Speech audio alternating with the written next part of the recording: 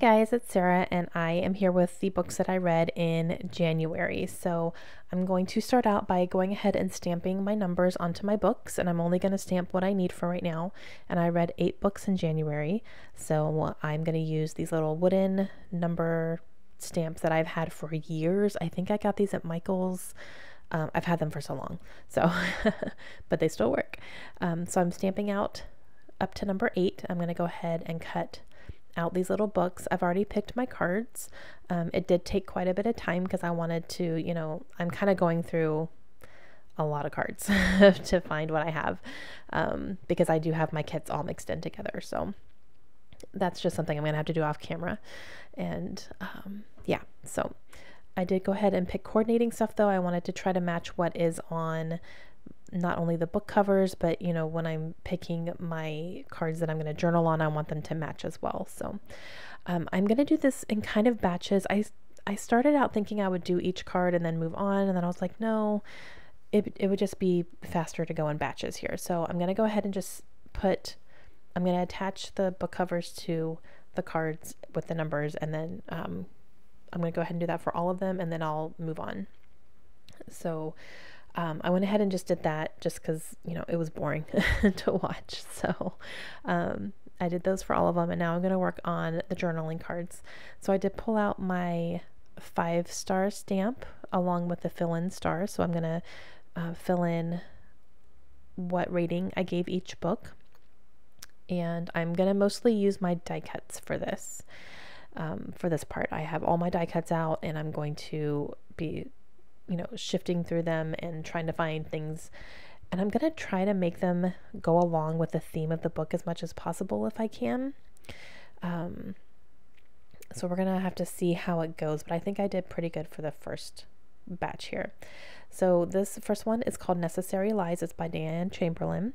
This is a kind of historical fiction, and it's about the process of eugenics and the theory of that, and the tool of sterilization that they used in order to kind of almost control the population and make it so that certain people could not have children for whatever reason, whether it was their economic status or their mental health or whatever.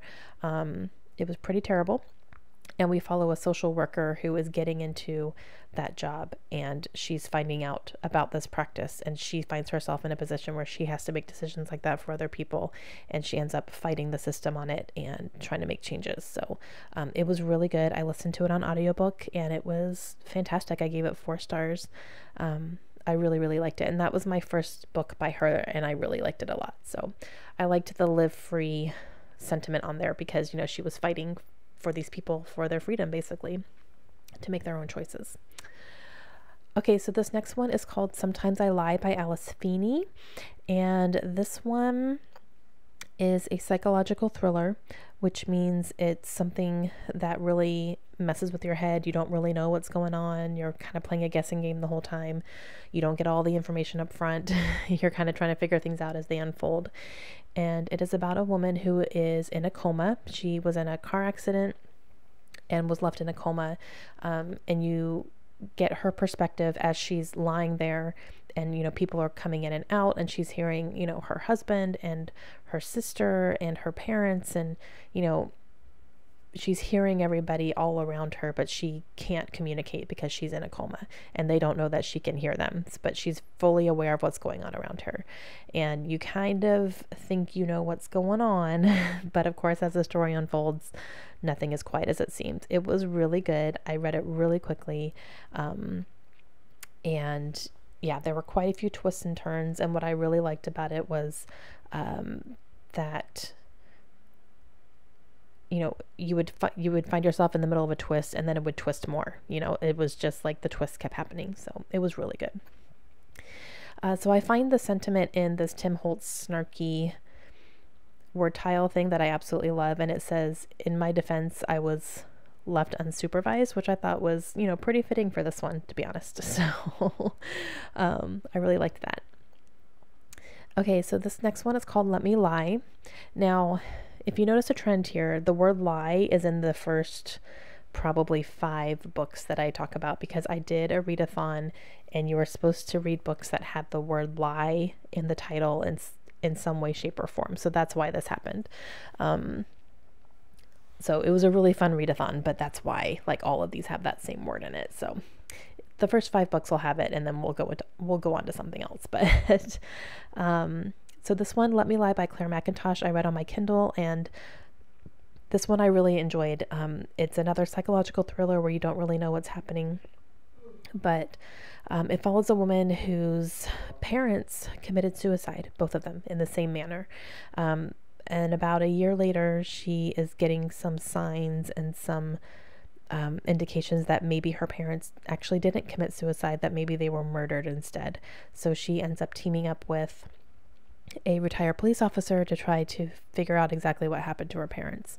And again, you know, it's a psychological one. So as things are unfolding, you're realizing that things were not necessarily the way that you thought they were. So it was really good. And I gave that one 4 stars as well. And now on to my first 5-star book of the year. So this is The Last Time I Lied by Riley Sager. And this is definitely a thriller book. It was a little bit more of a slow burn than some, but it's about a woman who went to a summer camp when she was 13. And while she was at camp, her 3 bunkmates disappeared and were never heard from again. And were never found. Like, nobody has any idea what happened to these girls. So it's always really haunted her because she was their bunkmate, you know. 15 years later, she gets invited to go back to this camp, and she feels like it's kind of a good time for her to get some closure for it. And so she goes back, and you see her, you know, deal with what happened and all of the memories that are coming up. And then, you know, things are unfolding. So it was really, really good. I really liked it a lot, and I gave that one 5 stars. And I used the trees on the card there to signify, you know, that it was like a camp. Okay, so the next one is The Paragon Hotel by Lindsay Fay. This is a book that I got from a publisher to review. This is a historical fiction as well, and it follows a young girl who was involved with the mob in Harlem, but she found herself in trouble. And she ends up boarding a train and just trying to get as far away from these people as possible. She runs into one of the people that works on the train, and he realizes she's in trouble. She's all alone.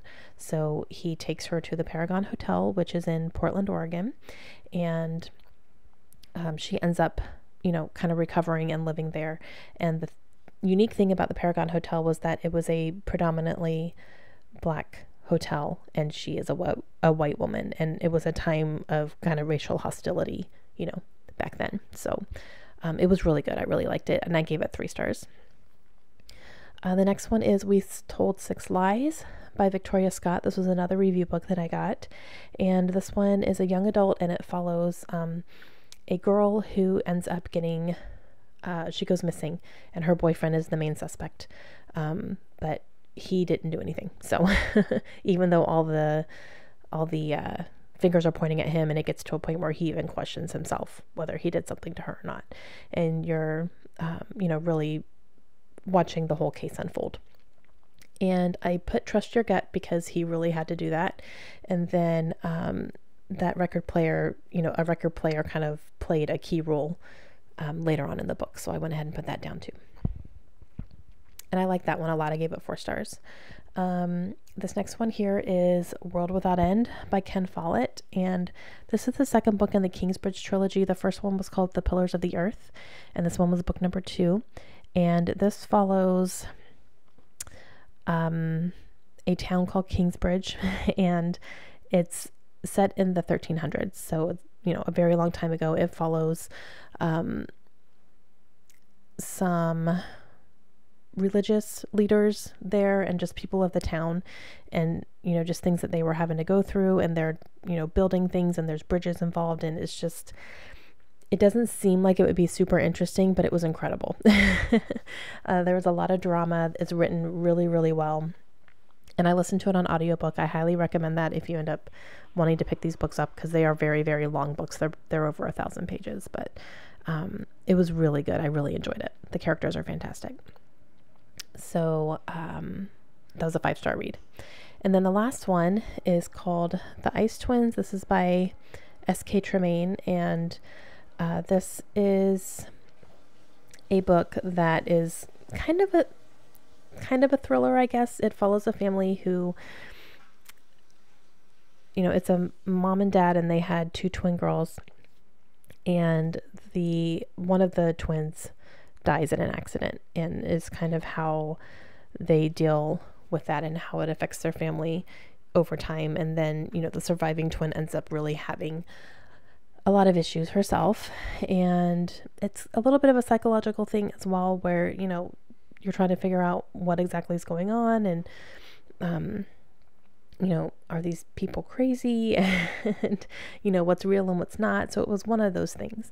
I did like it. I gave it 3 stars. It wasn't the best thing I've ever read, and I didn't like the ending, so that was a 3-star read for me, which is just like, yeah, it was good. That's kind of what my rating for that is. But okay, so that's all that I read in January. I'm going to go ahead and slip these cards in, and as you can see, I'm doing, side by side here for each one, and I'm trying to change them up a little bit as far as the orientation goes. But I'll do a short little flip through for you here in just a second, going backwards towards the front of the album. But that is going to be it. So I hope you guys enjoyed it. Let me know if you guys have any questions, and I will definitely be keeping up on this album monthly and let you know what I read each month. And always let me know if you guys have any suggestions down below as well. And I will talk to you guys again soon. Have a great day. Bye.